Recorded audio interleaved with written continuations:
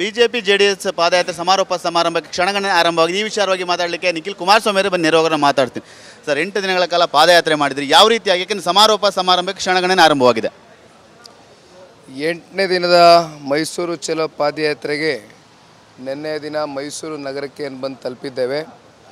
ಇನ್ನೇನು ಕೆಲವೇ ಕ್ಷಣಗಳಲ್ಲಿ ದೊಡ್ಡ ಮಟ್ಟದ ಒಂದು ಬೃಹತ್ ಸಮಾವೇಶದಲ್ಲಿ ರಾಜ್ಯಾದ್ಯಂತ ಹಲವಾರು ಜಿಲ್ಲೆಗಳಿಂದ ಇವತ್ತು ಸರ್ಕಾರನ ವಿರೋಧಿಸಿ ಯಾವ ರೀತಿ ಇವತ್ತು ಹಿಂದುಳಿದ ಸಮಾಜಗಳಿಗೆ, ಅಹಿಂದ ವರ್ಗಗಳಿಗೆ ನಾನು ನಾಯಕ ಅಂತಕ್ಕಂಥ ಘೋಷಣೆಯನ್ನು ಕೊಟ್ಕೊಂಡು ಇಷ್ಟು ವರ್ಷ ರಾಜಕಾರಣವನ್ನು ಮಾಡಿರ್ತಕ್ಕಂಥ ಸಿದ್ದರಾಮಣ್ಣ ಅವರು ಯಾವ ರೀತಿ ಇವತ್ತು ನಡ್ಕೊಂಡಿದ್ದಾರೆ, ಯಾವ ರೀತಿ ಭ್ರಷ್ಟಾಚಾರ ಆಗಿದೆ, ಹಗರಣ ಆಗಿದೆ, ಇವೆಲ್ಲವೂ ಕೂಡ ಬೆಳಕಿಗೆ ಬಂದಿದೆ.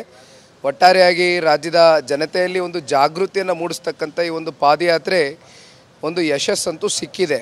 ಈಗ ಸಿದ್ದರಾಮಯ್ಯ ಅವ್ರನ್ನ ನೀವು ರಾಜೀನಾಮೆ ಕೊಡಬೇಕು ಅಂತ ಪಾದಯಾತ್ರೆ ಮಾಡಿದೆ. ಆದರೆ ಡಿ.ಕೆ. ಶಿವಕುಮಾರ್ ಏನು ಹೇಳ್ತಾ ಇದ್ದಾರೆ ಅಂದರೆ, ಸಿದ್ದರಾಮಯ್ಯ ಅವ್ರ ಹಿಂದೆ ಕನಕಪುರದ ಬಂಡೆ ಇದೆ, ಬಂಡೆ ಇರುವಾಗ ಅವ್ರನ್ನ ಯಾರೂ ಕೂಡ ಟಚ್ ಮಾಡಲಿಕ್ಕಾಗಲ್ಲ ಅಂತೇಳಿ. ಆ ಬಂಡೆದೇ ಸಮಸ್ಯೆ ಸಿದ್ದರಾಮಣ್ಣನಿಗೆ, ಬೇರೆ ಇನ್ಯಾರ ಸಮಸ್ಯೆ ಇಲ್ಲ. ತಂದೆ ತಾಯಿಯಾಗುವುದು ಇನ್ನೂ ಕನಸೆ? ಅಪೋಲೋ ಫರ್ಟಿಲಿಟಿ ಮೂಲಕ ನಿಮ್ಮ ತಂದೆ ತಾಯಿಯಾಗುವ ಕನಸನ್ನು ನನಸಾಗಿಸಿಕೊಳ್ಳಿ. ಉಚಿತ ಆಪ್ತ ಸಮಾಲೋಚನೆಗಾಗಿ ಕರೆ ಮಾಡಿ 9953323196. ಸಿದ್ದರಾಮಣ್ಣನಿಗೆ ಪಾಪ ಈ ಜೊತೆನಲ್ಲಿದ್ದಾರಲ್ಲ ಕಾಂಗ್ರೆಸ್ಸಿಗರು ಕೆಲವೊಂದು ಜನ ಬಂಡೆ ಅಂದ್ರಲ್ಲ, ಆ ಬಂಡೆದೇ ಪಾಪ ನಮ್ಮ ಸಿದ್ದರಾಮಣ್ಣನಿಗೆ ಸಮಸ್ಯೆ. ಅದು ಸಿದ್ದರಾಮಣ್ಣನಿಗೆ ಭಾಳ ಚೆನ್ನಾಗಿ ಗೊತ್ತು.